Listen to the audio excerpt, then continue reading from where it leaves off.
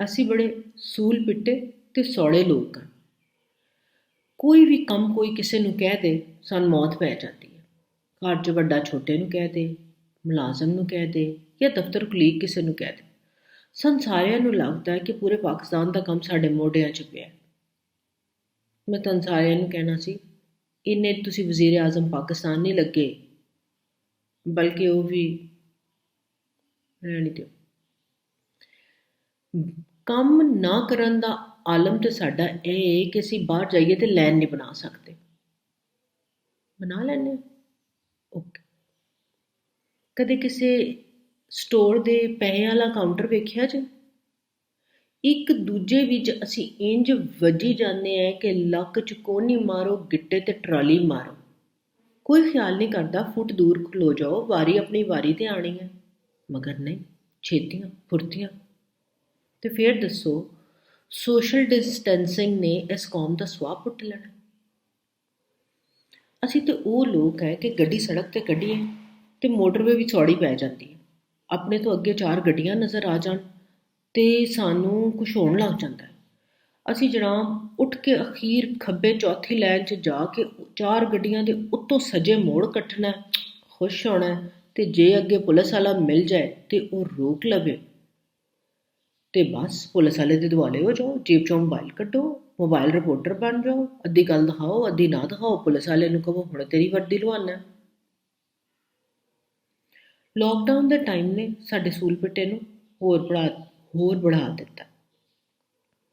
ਹਰ ਬੰਦਾ ਘਰ, ਹਰ ਵੱਡਾ ਛੋਟੇ ਨੂੰ, ਇੱਕ ਬੰਦਾ ਦੂਜੇ ਨੂੰ ਆਂਦਾ, ਉਹ ਯਾਰ ਪਾਣੀ ਦਾ ਗਲਾਸ ਫੜਾਈ। ਹੁਣ ਤੇ ਅਸੀਂ ਪਾਣੀ ਦਾ ਗਲਾਸ ਵੀ ਆਪ ਨਹੀਂ ਪੀਤੇ, ਮਗਰ ਇੱਕ ਕੰਮ ਅਸੀਂ ਫਟਾਫਟ ਕਰੀ ਜਾਂਦੇ ਹਾਂ। ਟਿਕਟੌਕ ਤੇ ਰੋਜ਼ ਰੰਗ ਦੀ ਚਵਲ ਸੁੱਟੀ ਜਾਓ ਤੇ ਤਾਹਿਰ ਸ਼ਾਹ ਦੇ ਨਾਲ ਕੰਪੀਟੀਸ਼ਨ ਲਾਈ ਜਾਓ। ਰੋਜ਼ੇ ਆਉਣ ਵਾਲੇ ਨੇ ਤੇ ਅਸੀਂ ਜਨਾਬ ਰੋਜ਼ਿਆਂ 'ਚ ਮਸੀਤੇ ਜਾ ਕੇ ਨਮਾਜ਼ ਪੜ੍ਹਨ ਦੇ ਦੁਆਲੇ ਤੇ ਇਵੇਂ ਹੋਏ ਹੈ ਜਿਸ ਤਰ੍ਹਾਂ ਅੱਲਾ ਮੀਆਂ ਨੇ ਸਵਾਬ ਤੇ ਸੇਲ ਲਾਈ ਹੈ ਤੇ ਅਸੀਂ ਕਿਤੇ ਮਸੀਤ ਨਾ ਜਾ ਕੇ ਸਾਡੇ ਸਵਾਬ ਦਾ ਲੋਟਾ ਭਰਨ ਤੋਂ ਰਹਿ ਨਾ ਜਾਵੇ। ਮੱਕੇ ਮਦੀਨੇ ਵਾਲੇ ਮਸੀਤਾਂ ਬੰਦ ਕਰ ਸਕਦੇ ਨੇ, ਮਗਰ ਅਸੀਂ ਤੇ ਬੜੇ ਹੀ ਵੱਧ ਹੈ।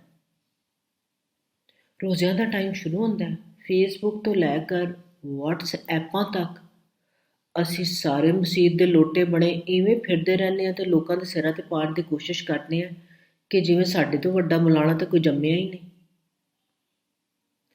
ਮਗਰ ਆਪਣੇ ਅੰਦਰ ਦੇ ਸ਼ੈਤਾਨ ਨੂੰ ਰਾਜ਼ੀ ਨਹੀਂ ਕਰਦੇ, ਆਪਣੇ ਅੰਦਰ ਝਾਂਕ ਕੇ ਨਹੀਂ ਦੇਖਦੇ ਕਿ ਕਿਹੜੀਆਂ ਚੀਜ਼ਾਂ ਅਸੀਂ ਨਹੀਂ ਕਰਨੀਆਂ, ਕਿਸ ਚੀਜ਼ ਦਾ ਅੱਲਾ ਨੇ ਹੁਕਮ ਦਿੱਤਾ ਹੈ ਇਹ ਨਾ ਕਰੋ।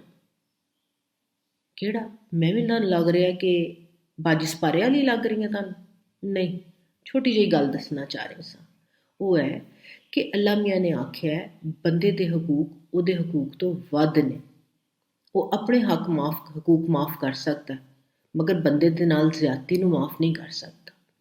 ਤੇ ਇਸ ਤੁਸੀਂ ਸਾਰੇ ਲੋਕ ਜਿਹੜੇ ਘਰ ਬੈਠੇ ਸੌੜੇ ਪੈ ਰਹੇ ਹੋ ਤੇ ਜਿਨ੍ਹਾਂ ਨੂੰ ਕਰੋਨਾ ਹਾਲੇ ਨਹੀਂ ਲੱਭਿਆ ਤੇ ਤੁਸੀਂ ਲੱਭ ਕੇ ਉਹਨੂੰ ਘਰ ਲਿਆਉਣਾ ਚਾਹ ਰਹੇ ਹੋ ਤੇ ਆਪਣੇ ਆਪ ਨੂੰ ਤੇ ਆਪਣੇ ਟੱਬਰ ਨੂੰ ਲਾਉਣਾ ਚਾਹ ਰਹੇ ਹੋ, ਮੈਂ ਉਹਨਾਂ ਨੂੰ ਕਹਿਣਾ ਚਾਹੁੰਦੀ ਹਾਂ ਕਿ ਜੇ ਤੁਹਾਡੀ ਇਸ ਬੇਵਕੂਫੀ ਦੀ ਵਜ੍ਹਾ ਤੋਂ ਤੁਹਾਨੂੰ ਜਾਂ ਕਿਸੇ ਬੇਗੁਨਾਹ ਬੰਦੇ ਨੂੰ ਕਰੋਨਾ ਲੱਗ ਜਾਏ ਤੇ ਉਹ ਮਰ ਜਾਏ ਤੇ ਇਹਨੂੰ ਕੀ ਕਵਾਂਗੇ? ਖੁਦਕੁਸ਼ੀ? ਕਤਲ? ਅੱਲਾ ਦੀ ਰਜ਼ਾ ਤੇ ਬਿਲਕੁਲ ਵੀ ਨਹੀਂ ਕਵਾਂਗੇ।